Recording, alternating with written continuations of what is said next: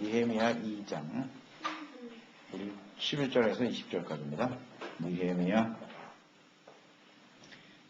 2장 11절에서 20절까지요.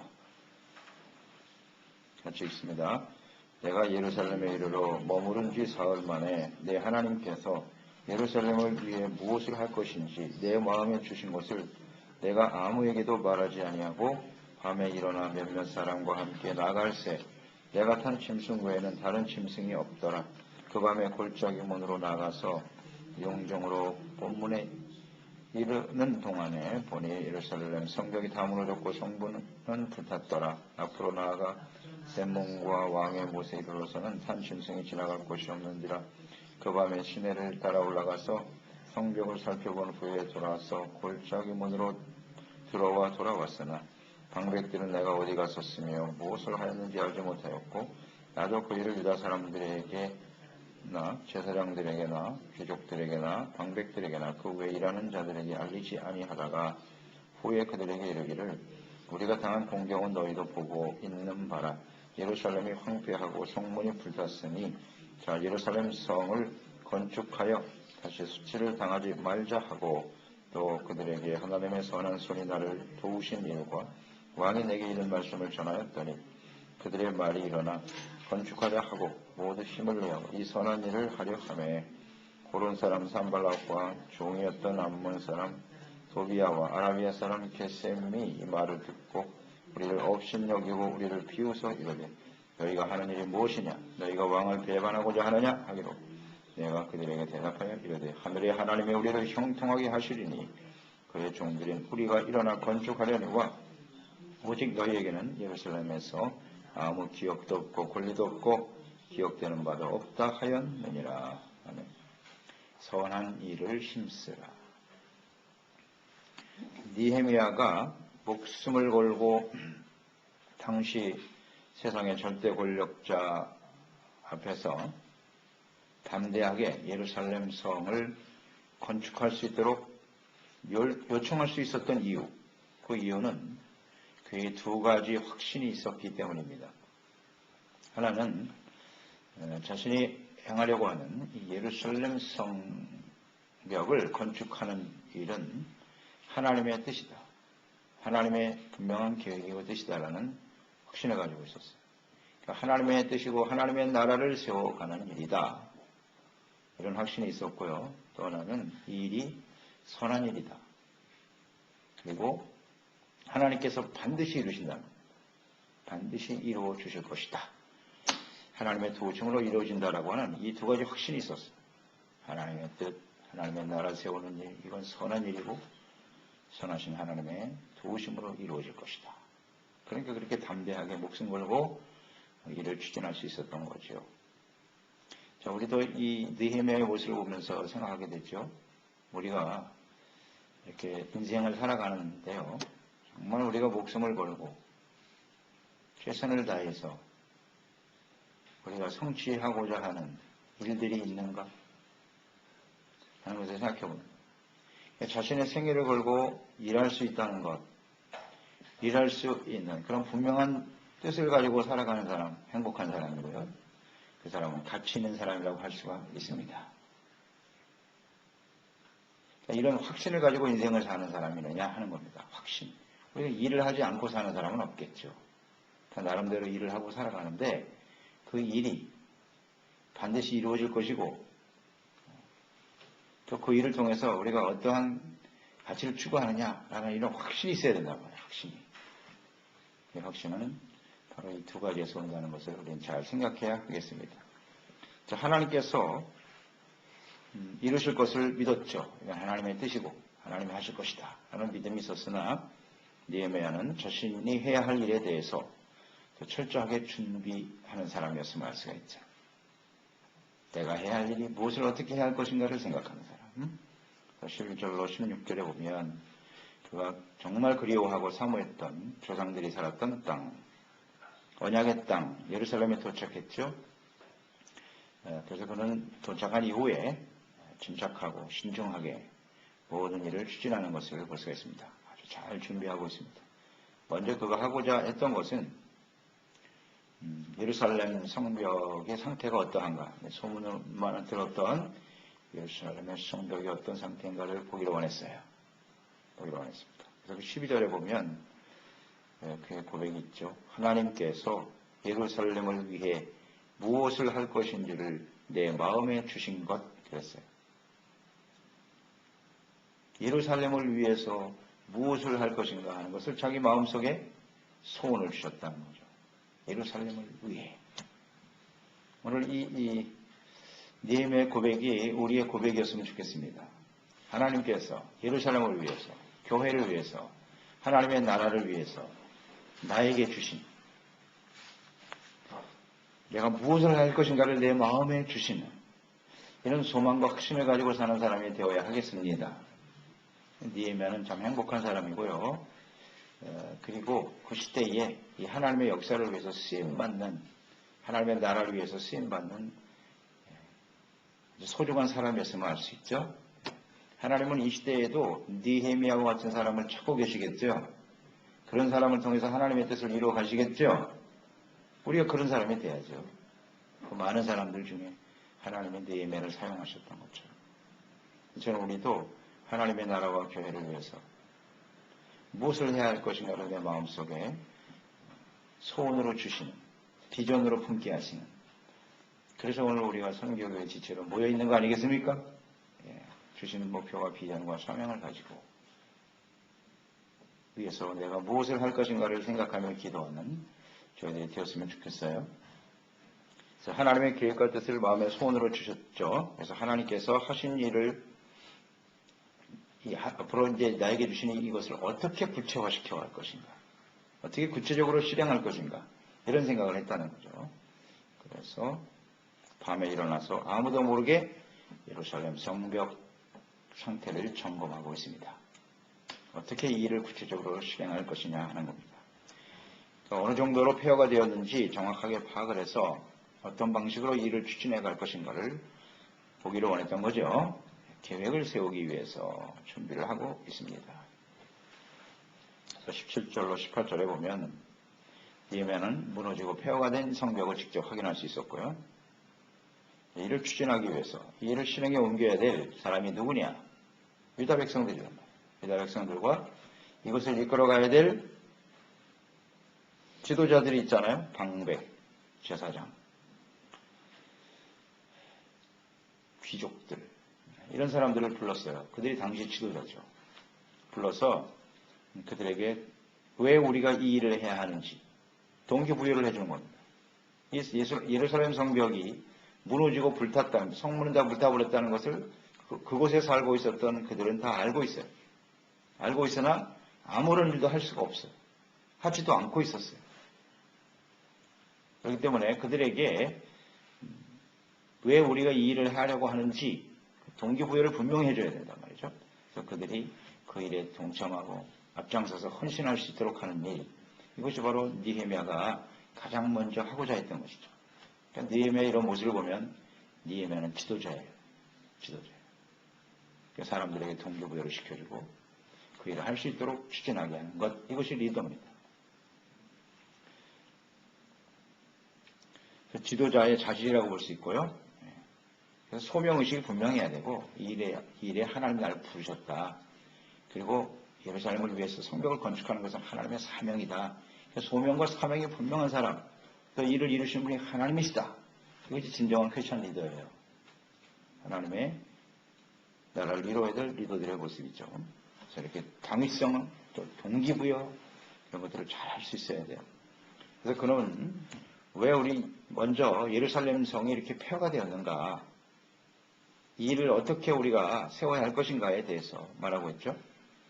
하나님께 범죄하고 돌이키지 않음으로써 당한 하나님의 심판의 결과잖아요. 하나님의 백성들이 의와 거룩함을 상실하고 하나님의 말씀대로 주님을 순종하지 않았기 때문에 주변의 모든 나라들로부터 이렇게 수치를 당하지 않았느냐. 그러므로 예루살렘 성을 건축하려고 하는 이유는 우리가 다시는 이런 수치를 당하지 말자는 겁니다. 어떻게 하나님의 나라의 백성들이 주변 나라 이방 사람들이 이렇게 수치를 당할 수 있겠는가? 하나님 나라의 백성들의 자존심 회복입니다. 하나님의 나라의 회복이고 이것은 하나님의 이름을 욕되게 하는 일이 아니겠는가. 그래서 하나님의 나라를 반드시 바르게 이 성벽을 건축해야 한다. 이런 간절한 마음이 있지 않습니까? 이것이 동기부여가 되는 거죠. 그러니까 지금 성벽을 건축하자고 하는 것은 단순한 건축 사업이 아니라는 거예요.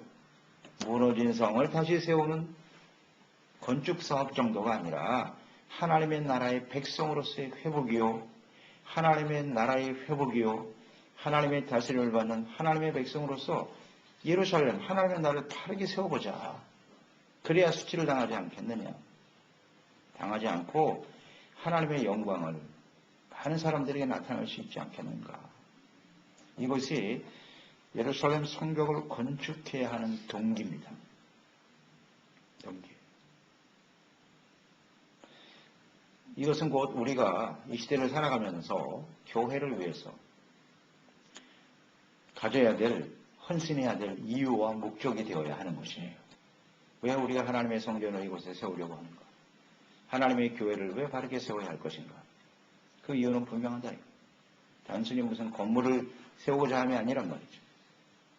하나님의 나라, 하나님의 백성들이 거룩한 모습으로 회복되어서 우리 교회를 통해서 많은 사람들이 생명과 구원을 얻고 하나님의 거룩한 구원받은 하나님의 백성으로 바르게 성장해 갈 수 있도록, 그래서 주변 사람들로부터, 이방인들로부터 수치당하는 일이 없도록 하기 위해서 이런 간절한 마음이 정말 필요해요. 우리뿐만 아니라 우리 조국 교회도 마찬가지겠죠. 세상 사람들에게 질타를 당하고 점점 교회가 무너져가고 있잖아요. 오늘날 느헤미야의 말씀을 들어야 돼요. 왜 하나님의 교회가 세워져야 하는지, 왜 우리가 그리스도인으로 살아가야 하는지 그 이유를 분명히 알고 있어야죠. 건물만 크게 화려하게 짓는다고 해서 그게 하나님을 기쁘시게 하는 일이 아니란 말이죠. 다 무너져 있잖아요. 무너져 있어요. 이것을 인식하고 하나님의 뜻을 이루고자 하는 간절한 열망이 우리 가운데 있어야 합니다. 그러니까 악한 원수 마귀 사탄의 공격에 무너지지 않는 그런 견고한 성벽, 우리의 마음을 굳건하게 하고 하나님의 나라의 백성으로서의 삶을 견고하게 하기 위해서 이 일을 하려고 하는 것이요, 또 우리가 주님을 위해서 헌신하고자 하는 것 아니겠습니까? 이 이유가 분명해야 돼요. 이유. 왜 우리가 머나먼 땅 이곳에 와서 그리스도인으로 살아가야 하느냐? 왜 우리가 이렇게 새벽을 깨우면서 하나님 앞에 기도하며 간구해야 될 이유가 뭐냐? 그 당위성이 분명해요.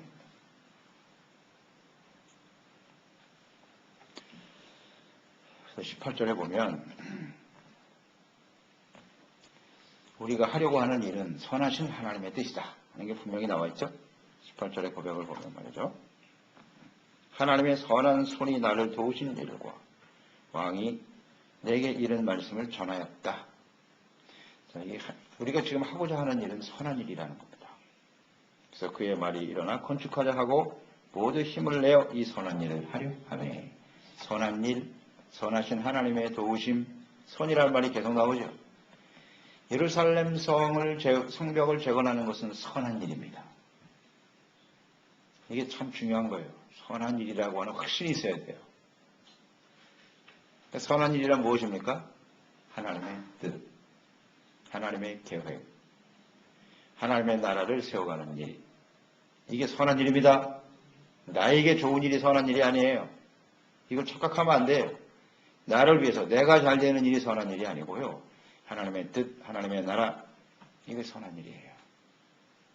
그래서 예수님도 선하신 분은 하나님 한 분밖에 없다 그랬잖아요.